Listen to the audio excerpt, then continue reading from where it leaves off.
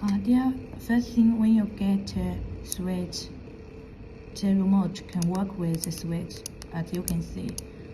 Now, if you need clean the code, push the button, running button, for 8 times quickly.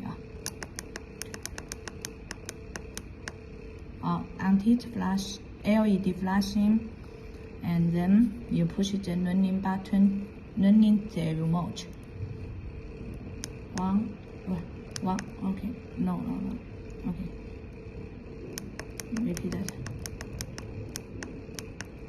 Okay, now the remote lose control. Push the running button 3 times until the LED flashing. Then you can control. The remote can control the switch now. When you push the button, running button, you need push it quickly. Now I am showing you again.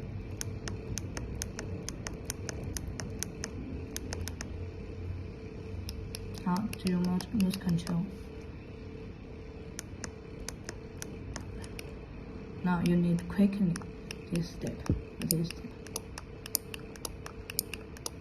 Now